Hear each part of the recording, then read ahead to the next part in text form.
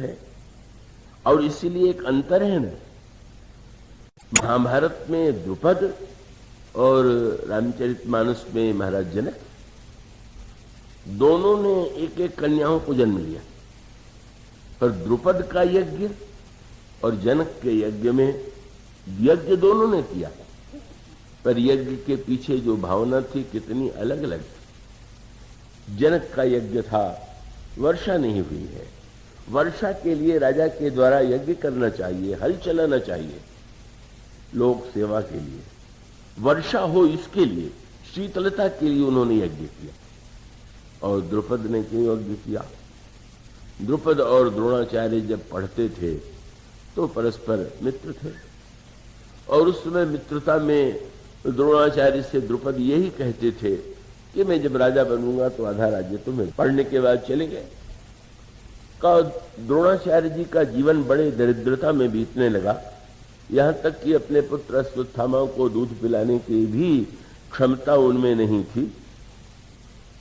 और तब उनको याद आई कि मित्र ने तो आधा राज्य देने के लिए कहा था, अगर मैं वहां चलूंगा तो दरिद्रता दूर हो जाएगी। पहुंच गए। द्रोणाचार्य को देख करके द्रुपद ने, वो तो समझते थे कि उस सिंहासन से उठ करके गले लगेंगे, वो तो खड़े रहे जैसे देखे नहीं अनजाने। और तब द्रोणाचार्य ने यही कहा कि आपने मित्र मुझे पहचाना नहीं, मैं द्रोणाचार्य हूं। और हंसने लगा। अच्छा, अरे लड़कपन में कितने लड़के पढ़ते हैं, अब हम राजा होने के बाद सबकी याद रखें। बड़ी चोट लगी। राज्य देने की, आधे राज्य की तो बात यह है कि स्वागत भी नहीं, सहायता भी नहीं। और तब द्रोण में घोर प्रतिक्रिया उत्पन्न हुई।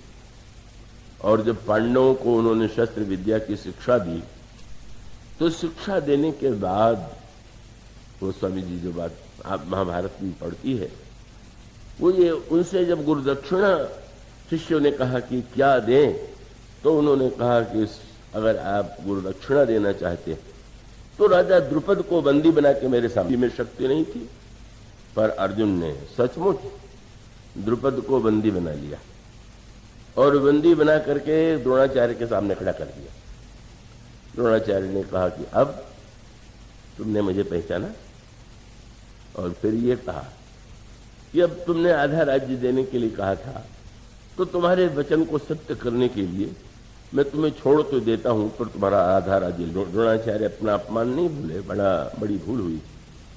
और उसके बाद द्रुपद को ये पश्चाताप होना चाहिए था कि सचमुच मैंने बड़ा अपमान किया था, बड़ी भूल की थी कि हमने वचन दे करके अपने मित्र का सत्कार तक नहीं किया।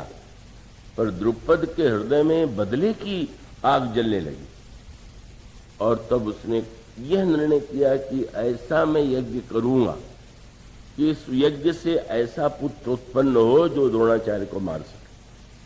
कितनी भावना का अंतर है। यज्ञ भी किया जा रहा है तो बदला लेने के लिए, और बदले में भी सामने वाले व्यक्ति का अपराध नहीं है, फिर भी मुझे अपमानित होना पड़ा। और इसलिए कैसी विडंबना है। द्रौपदी का विवाह उसी अर्जुन से द्रुपद ने किया जो उन्होंने बंदी बनाया था, पर उस यज्ञ से ही धृष्टद्युम्न का जन्म हुआ। और धृष्टद्युम्न का जन्म होने के पश्चात यही यज्ञ में यह ज्ञात हुआ कि धृष्टद्युम्न के द्वारा द्रोणाचार्य का वध होगा। और उसके बाद द्रोणाचार्य के पास धृष्टद्युम्न को शिक्षा लेने के लिए भेजा गया, और उन्होंने शस्त्र विद्या उन्हें दी।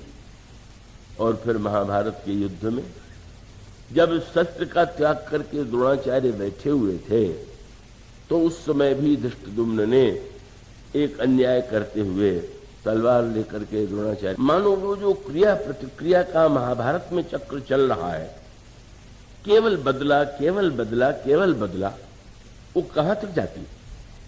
उस समय बड़े क्षुब्ध हुए अर्जुन, और अर्जुन ने बड़ा विरोध किया, लेकिन शांत होना पड़ा। और तब फिर वो कथा महाभारत में पढ़ते हैं कि धृष्टद्युम्न द्रोणाचार्य के पुत्र अश्वत्थामा ये बदले की आग में जलने लगे। मेरे पुत्र का इस प्रकार मेरे पिता का वध किया गया। और तब जब युद्ध पांडव जीत चुके थे और गए थे भगवान कृष्ण के साथ कहीं तीर्थ स्नान के लिए, तो एक अक्षोहिणी सेना जो बची हुई थी पांडवों को, 3 योद्धाओं ने मिलकर के, कृपाचार्य, कृतवर्मा और अश्वत्थामा, कृपाचार्य और कृतवर्मा बाहर खड़े हो गए, अश्वत्थामा ने भीतर प्रवेश किया, सबका वध। लेकिन जब सामने उसने धृष्टद्युम्न को देखा तो धृष्टद्युम्न सो रहा था और लात मार करके अश्वत्थामा ने उसे जगाया। देखा द्रोणाचार्य के पुत्र को, घबरा गया धृष्टद्युम्न और उसने यही कहा कि आचार्य पुत्र, अब आप जल्दी से, आप क्रोध में हैं, मेरा सिर काट लीजिए। पर अश्वत्थामा ने कहा नहीं नहीं, मैं तुम्हारा सिर नहीं काटूंगा, क्योंकि सिर से काटने पर तुम स्वर्ग में जाओगे। मैं तो लात घूंसे से मार के हत्या करूंगा, जिससे मर के तुम प्रेत बनो। यही किया। धृष्टद्युम्न का सिर जो है तलवार से न काट करके घूंसे और लात से, मानो वह जो एक क्रम है, इन वृत्तियों का जो क्रम है वो तो अनंत है।